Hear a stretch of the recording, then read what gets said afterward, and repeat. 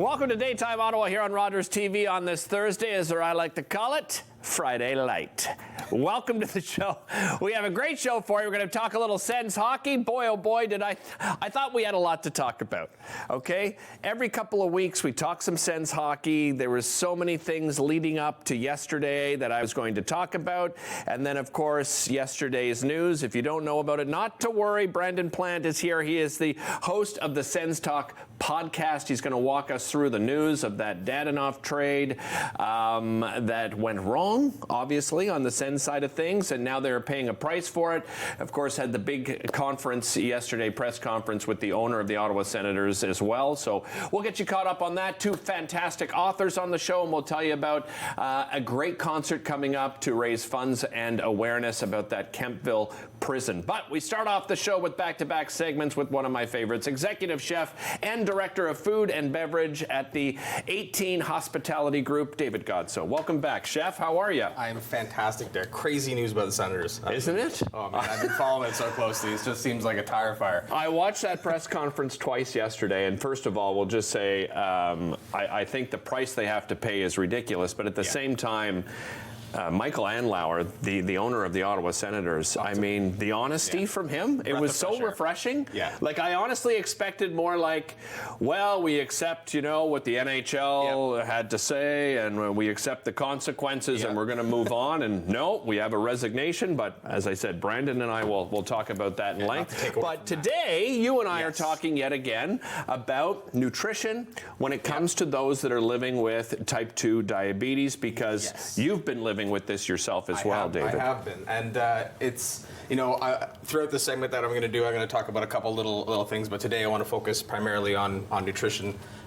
You often hear people talk about you can do all the exercise you want in the world, but if you don't get your nutrition dialed in, then that's really the big thing. So there's a few points that I wanted to touch on with regards to nutrition and type 2 diabetes. The first one being carbohydrates are typically something that everyone they steer away from. They do spike your blood sugar. Right.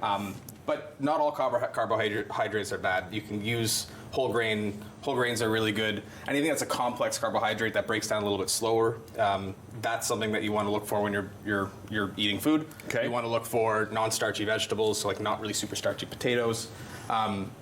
But you really want to monitor your glucose levels closely and stay away from things that will cause those spikes.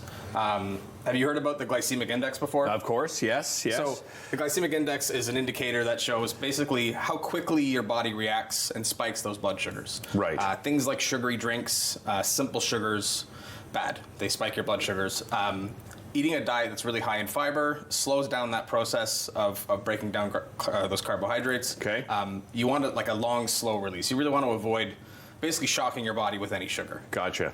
So do you monitor yourself then on a consistent? Yes. And there's different ways of doing that, right? There's some new technology out there. How are you monitoring yourself? So I have a simple finger prick. I've grown to become quite attuned with it. Unlike someone with type 1 diabetes that is insulin dependent, I don't have to worry about the crazy crashes or the crazy highs. Right. I can monitor it with my diet, and I can kind of tell how I feel. Sometimes I'll be like, I think my sugar is a little bit low, or I think my sugar is a little bit high, and check my sugars. But your doctors will order what's called an A1C test, and that provides a snapshot of what your blood sugar is like over about a 90-day period. Okay. So it's using the life cycle of the red blood cells, and then that sort of will tell your doctor, okay, well, what's your lifestyle been like over that period? A mistake that I made recently was I got into a routine where I would go to the gym, and then I would be on the way home. I'd go for my routine blood work. Okay. And my glucose level would be through the roof. When I went to my doctor, I was like, "What the hell's going on?" I'm exercising. I'm playing doing hockey. all the right things. I'm playing hockey 2 or 3 times a week. I mean, my diet could use some work for sure, but and she told me, she's like, "Well, you're going right after the gym. Like if you're lifting weights and you're doing that kind of stuff, your body's demanding sugar. It needs the sugar. It's totally so natural. Whatever's in you, it's capturing it, right? It's spiking. So it's typical. So you do need to educate yourself and talk with your doctors about when to test your blood sugar, what to expect, when to panic, when not to panic. Okay. She ended up ordering an A1C test for me, and everything was perfectly normal. Gotcha. You mentioned a high fiber, right, being one, but I mean, what else should you be looking at? Like leafy greens, like other things you can incorporate. Leafy greens are great. Okay. Things like pomegranate, berries, those are good, high in fiber. Kiwi is extremely high in fiber. I didn't It's realize that. Okay. A great vegetable to choose from.